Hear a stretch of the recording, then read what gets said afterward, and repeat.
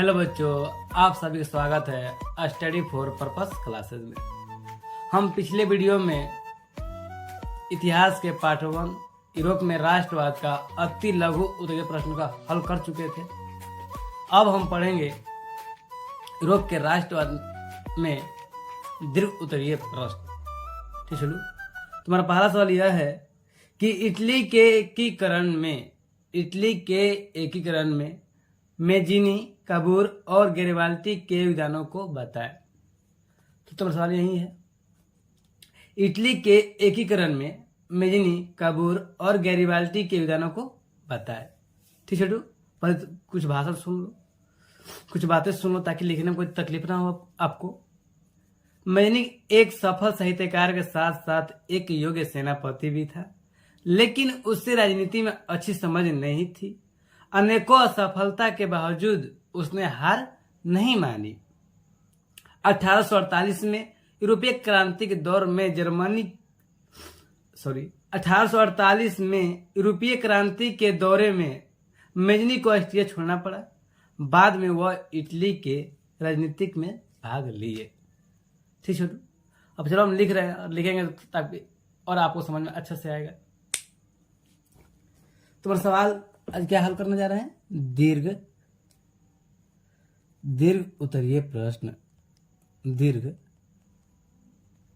उत्तरीय प्रश्न।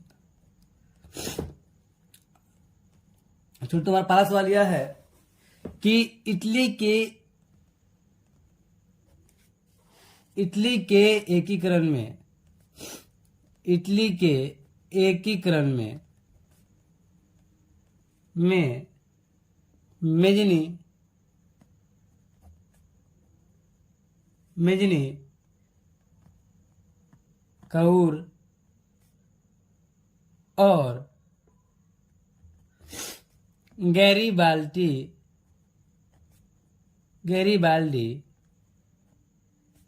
काबूर और गैरिबाल्दी के योगदानों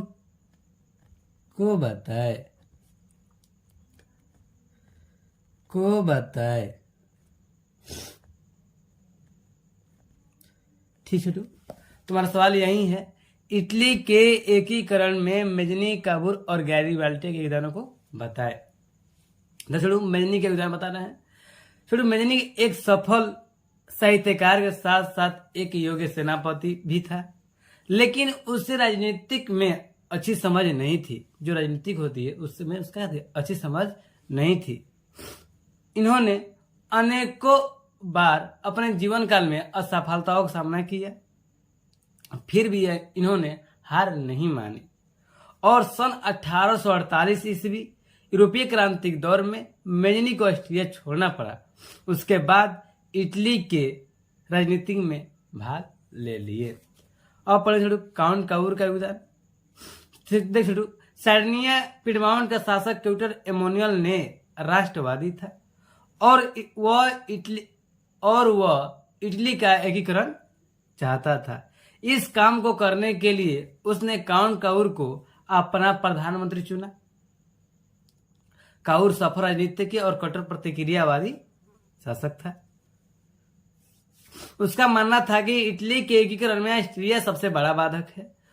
उसने ऑस्ट्रिया को हराने के लिए फ्रांस से मित्रता कर ली और उसकी ओर से 1853 से 54 ईस्वी के बीच क्रीमिया युद्ध में भाग ले लिया और युद्ध समाप्ति के बाद पेरिस में शांति सम्मेलन में फ्रांस और ऑस्ट्रिया के साथ पिडमाउंट को भी बुलाया गया। इस प्रकार से काउंट काबूर का योगदान रहा है इटली के एकीकरण में। अब पढ़ेंगे छोटू गैरिबाल्दी का योगदान। छोटू गैरिबाल्दी महान क्रांतिकारी था।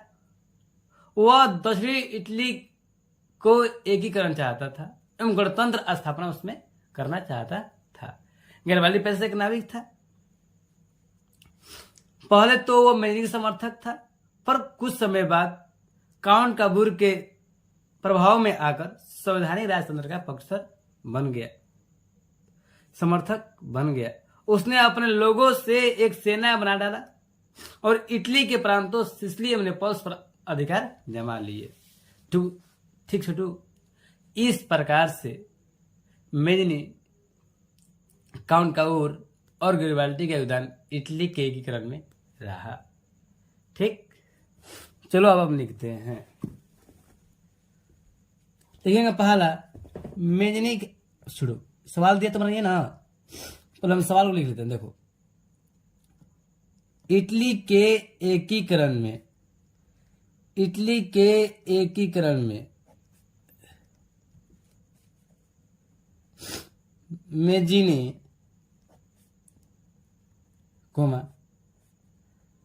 काबूर और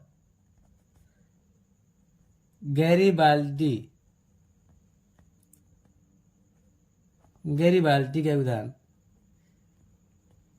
का योगदान निम्न प्रकार से था, निम्न प्रकार से था। छोटो ये तुम्हारा सवाल ही है, इटली के एकीकरण में मेजनी काबूर और गैरिबाल्डी के योगदान को बताए। हमने लिखा यह इटली के एकीकरण में मेजनी काबूर और गैरिबाल्डी का योगदान निम्न प्रकार से था, बात वही लिखे हैं। अब डालेंगे मेजनी का योगदान, क्या डालेंगे छोटू, मेजनी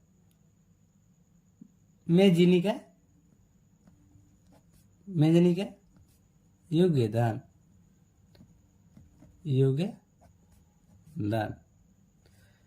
ठीक है।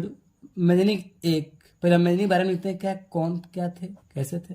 मेजनी एक सफल साहित्यकार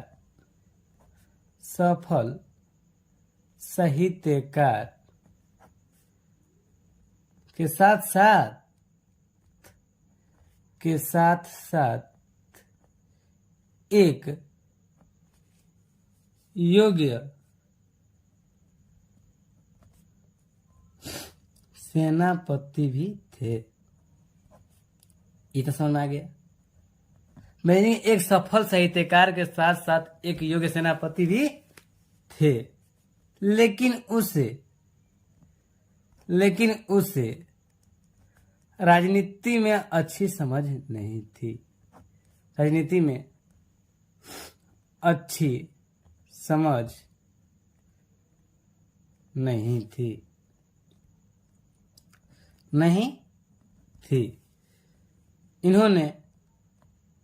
इनके जीवन काल में कई बार असफलता का भी, कई बार असफलता का भी सामना किया, लेकिन इन्होंने हार नहीं मानी।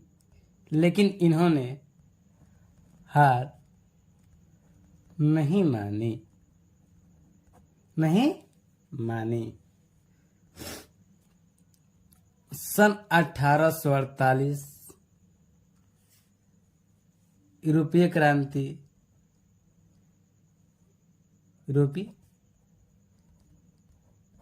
क्रांति के दौर में मेजनी को ऑस्ट्रिया क्या करना पड़ा, ऑस्ट्रिया छोड़ना पड़ा।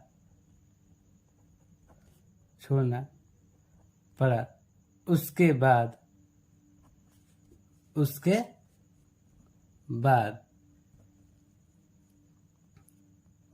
बाद वो इटली की राजनीतिक क्षेत्र में, इटली की राजनीति में भाग ले लिए।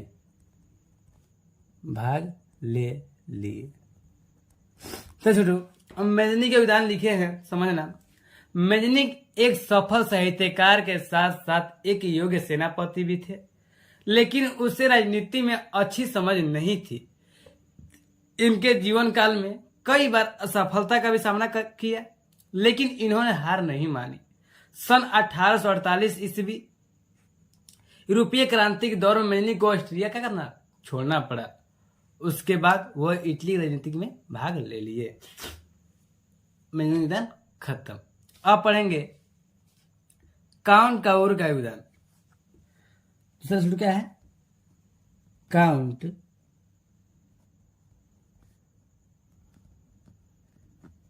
काउर का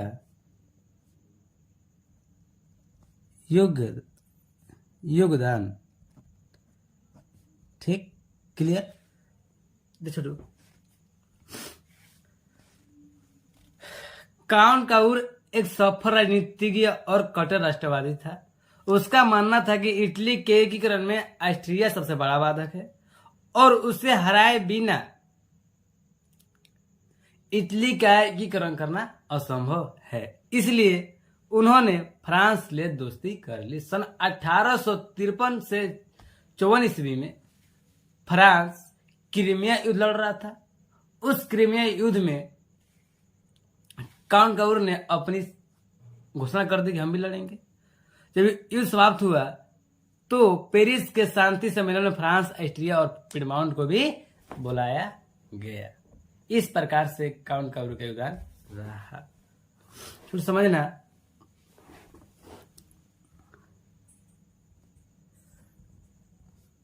काउंट काउर एक सफल राजनीतिज्ञ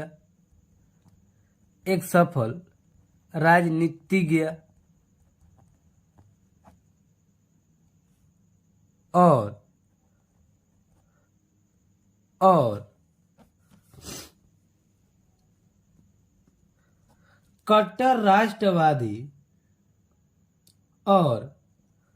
कट्टर राष्ट्रवादी था। उसका मानना था कि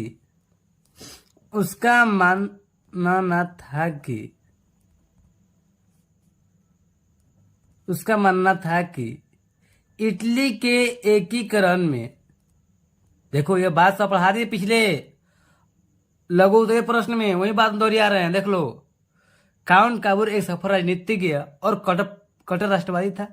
उसका मानना था कि इटली के एकीकरण में ऑस्ट्रिया सबसे बड़ा बाधक है। ऑस्ट्रिया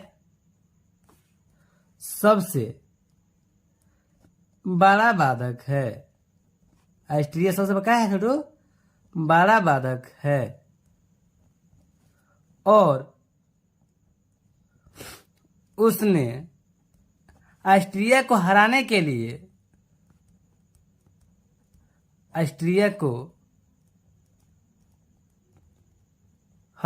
लिए फ्रांस से दोस्ती कर ली। किसने दोस्ती की छोटू? काउंट काउर ने दोस्ती कर ली। उस समय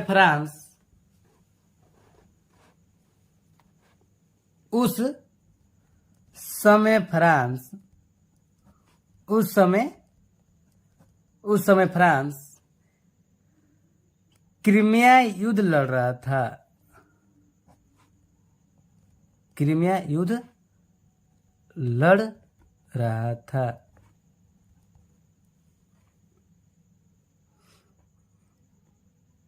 तो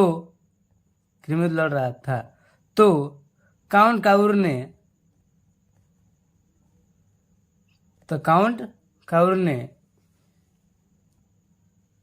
काउर ने इस युद्ध में भाग ले लिया। इस युद्ध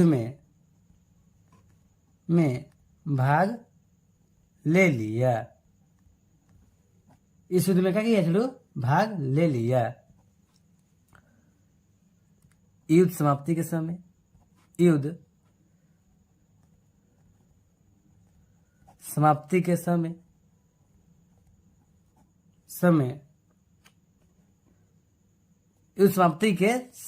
या समाप्ति के बाद पेरिस में शांति सम्मेलन हुआ। पेरिस में शांति सम्मेलन पेरिस में शांति सम्मेलन में फ्रांस, ऑस्ट्रिया एवं पीडमाउंट को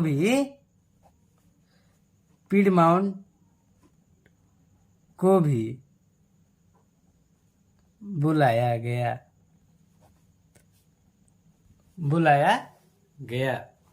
अब समझो, हमने मेजनी योगदान पढ़ लिया था, समझ में भी आ गया।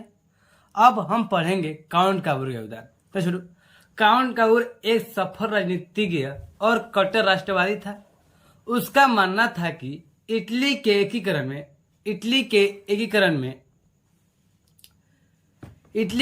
में सबसे बड़ा बाधक ऑस्ट्रिया है और ऑस्ट्रिया को हराने के लिए काउंट काबूर ने फ्रांस से दोस्ती कर ली।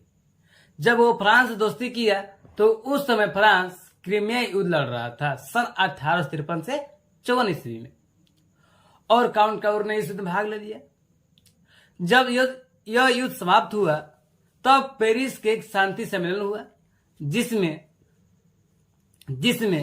फ्रांस, ऑस्ट्रिया और पीडमाउंट को भी बुलाया गया। तो इस प्रकार से काउंट काबूर इटली के एकीकरण में अपना योगदान दिए। ठीक है। काउंट काबूर को प्रधानमंत्री पद से नियुक्त किया गया था। वो नियुक्त किए थे क्यूचर इमैनुअल, और मोहर नहीं लिखेगा ताकि और लंबा हो जाएगा, उसको हटा दिए। कोई दिक्कत नहीं ना। अब छोटू हम अगले पढ़ेंगे। छोटू अब हम पढ़ेंगे गैरिबाल्डी का योगदान। देखो वीडियो थोड़ा लंबा हो रहा है, हम सोचेंगे कि जल्दी हो जाए ताकि आप लोगों को पढ़ने में दिक्कत ना हो। के गैरिबाल्डी का योगदान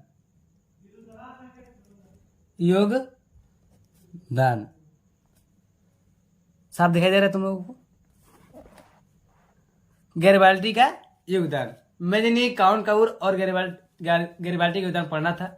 हमने 2 पढ़ चुके, अब गैरिबाल्डी का योगदान पढ़ेंगे। ठीक ना। देखो गैरिबाल्डी, इसके बारे में पढ़ लेते हैं। गैरिबाल्डी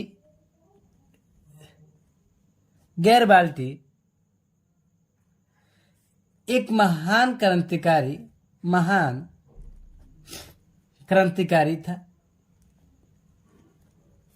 क्रांतिकारी था जो दक्षिणी इटली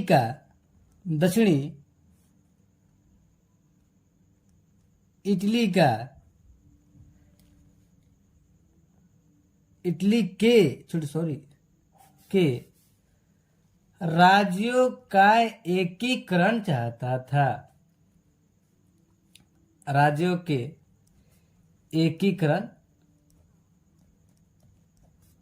था। यह पेशे से नाविक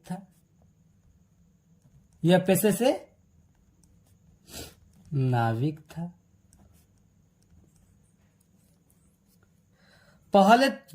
पहले तो यह मेजनी का समर्थक था।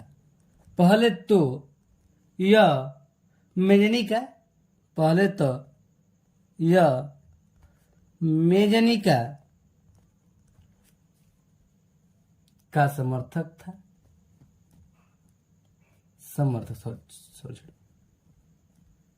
समर्थक था, किंतु बाद में काउंट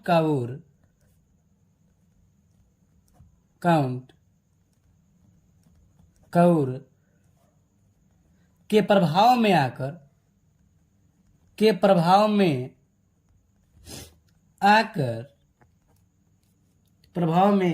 आकर संवैधानिक राजतंत्र का पक्षधर बन गया।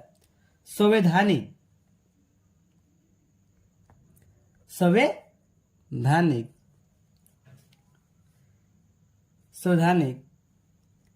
राजतंत्र का पक्षधर या समर्थक बन गया। ठीक है। उसके बाद उसके बाद गैरिबाल्टी ने अपने लोगों को मिलाकर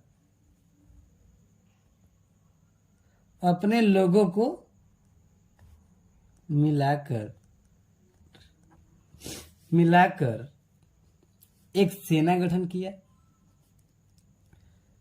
एक सेना का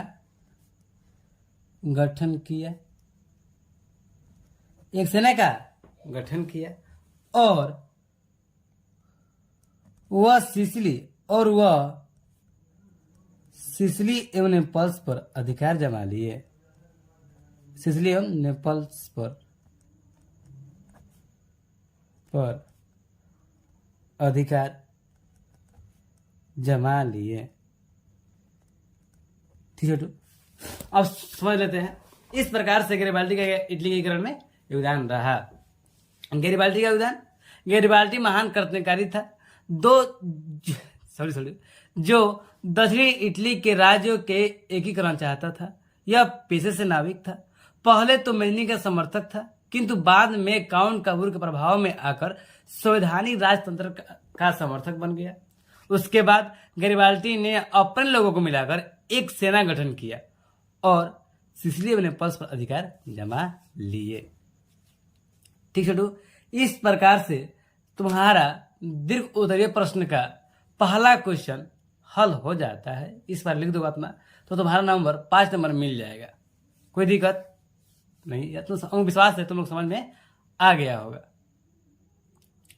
दूसरा सवाल यह है छोटू, जर्मनी के एकीकरण में बिस्मार्क की भूमिका का वर्णन करें। जर्मनी के एकीकरण में दूसरा सवाल, जर्मनी के एकीकरण में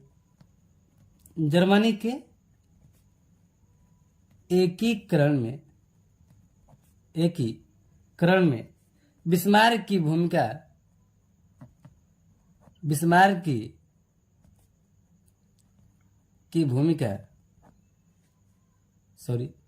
भूमिका का वर्णन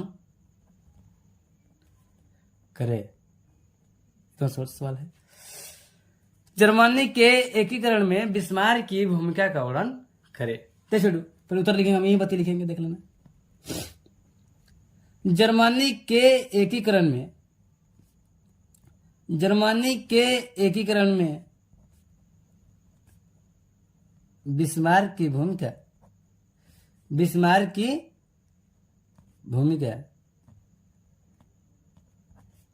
निम्न प्रकार से थी। बिस्मार्क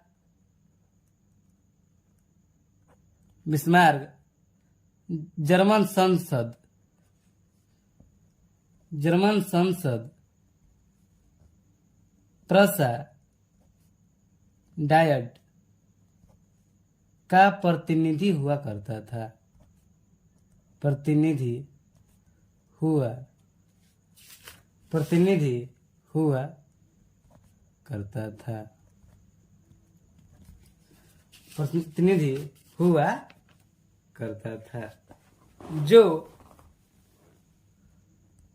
जो प्रारंभ से ही, जो शुरू से ही हीगेल के विचारों से प्रभावित था। हीगेल के विचारों से प्रभावित था। वह अपनी सफल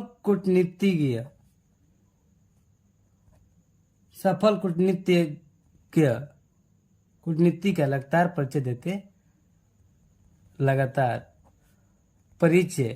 देते आ रहा था।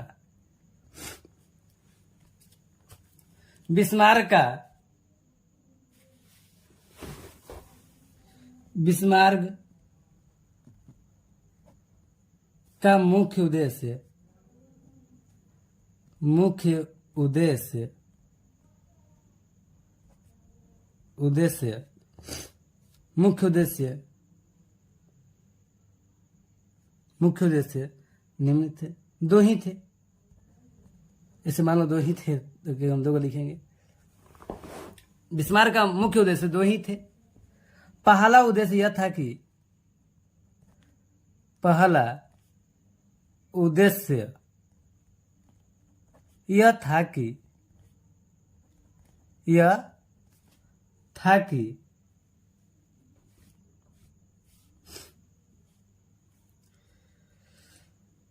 कि प्रसा को शक्तिशाली राष्ट्र, प्रसा को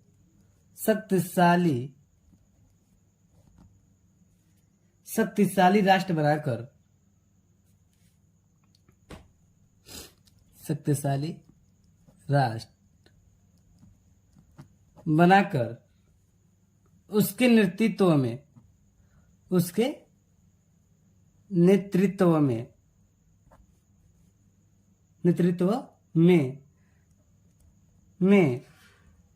जर्मनी का एकीकरण करना था। एकीकरण करना था। तो छोड़ो, दूसरा उद्देश्य यह था कि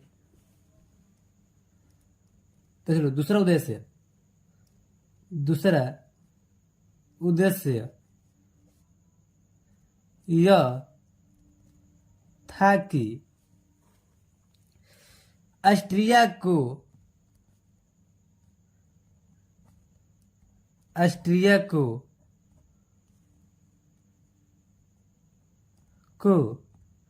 जर्मन परिसंघ से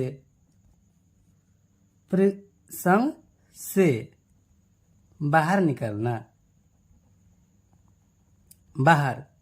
निकलना था। यह अच्छी तरह से जानता था कि जर्मनी के एकीकरण में ऑस्ट्रिया सबसे बड़ा बाधक है और इसे हराए बिना जर्मनी एकीकरण करना क्या है, असंभव था। ठीक है टू, अब लिखेंगे ऑस्ट्रिया सबसे, लिखो क्योंकि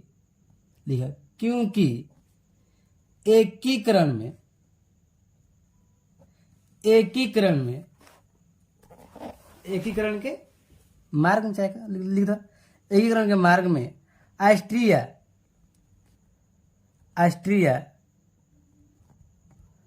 सबसे बड़ा बाधक था। बड़ा बाधक ऑस्ट्रिया से, सबसे बड़ा बाधक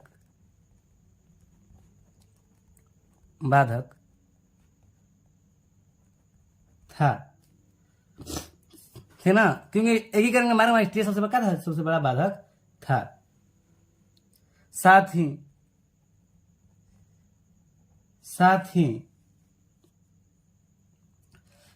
ही जर्मनी को यूरोप में प्रमुख शक्ति बनाना चाहता था।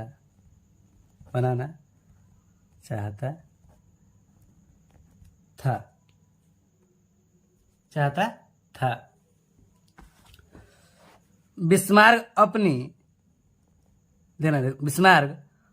अपनी कूटनीतिज्ञ के बल से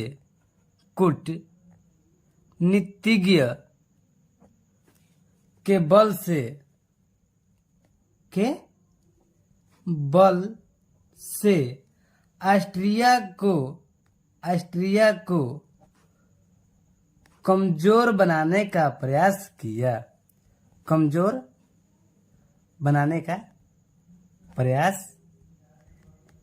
किया। अतः इस प्रकार से जर्मनी के एकीकरण में, जर्मनी के, चलिए यहाँ पर लिख रहे हैं कोई दिक्कत, जर्मनी के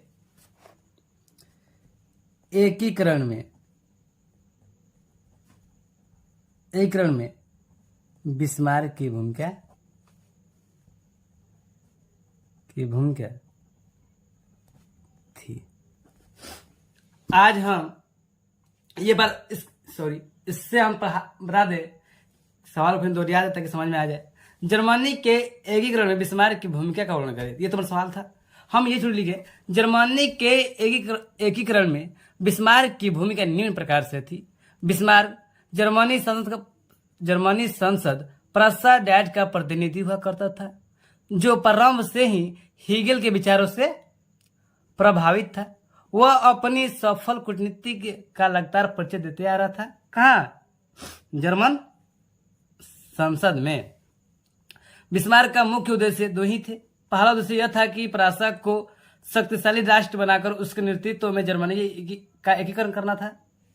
दूसरा उद्देश्य यह था कि ऑस्ट्रिया को जर्मन परिसंघ से बाहर निकालना था, क्योंकि एकीकरण के मार्ग में ऑस्ट्रिया सबसे बड़ा बाधक था।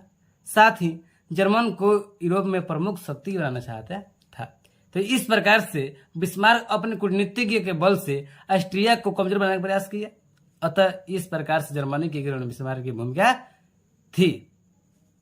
ठीक छोटू, ये तुम्हारा दीर्घ उत्तरीय प्रश्न का दूसरा सवाल है। ठीक ना। आज हम 2 ही सवाल हल करेंगे ताकि वीडियो शॉर्ट बने, नहीं तो पूरा हल करने में 5 सवाल है, जिसको पूरा हल करने में 1 से 1.5 घंटा चल जाएगा। इसलिए आज 2 ही हल करते हैं और आप लोग 2 ठो याद कर लो, ताकि यह परीक्षा दृष्टि से बहुत महत्वपूर्ण है। और यह तुम्हारा नंबर दे जाएगा तो 5 नंबर जाएगा लेकर, चाहे 3 नंबर तुमको देके जाएगा। ठीक ना। यह परीक्षा में बार-बार सवाल पूछ दिया है। ठीक ना, कई बार सवाल पूछा है। हो सकता है कि अगले साल 2024 में सवाल पूछ सके। इसलिए आप लोग ध्यान से पढ़ो, और कोई तकलीफ हो पढ़ाई करने में तो हमारे पास मैसेज कर दो। भैया आप इस विषय के वीडियो बनाए, इस विषय पर वीडियो बनाए, ताकि उसमें हमारी तकलीफ दूर हो जाए। ठीक ना। अभी हम शुरू ही किए हैं, यूरोप पार्ट 1, यूरोप के राष्ट्रवाद। हमको विश्वास है तुम लोग सभी को समझ में आया होगा। और कोई कंफ्यूजन हो, कोई दिक्कत हो, कमेंट करके बोल सकते हो। ठीक ना। चलो बाय, मना पड़ना, बाय।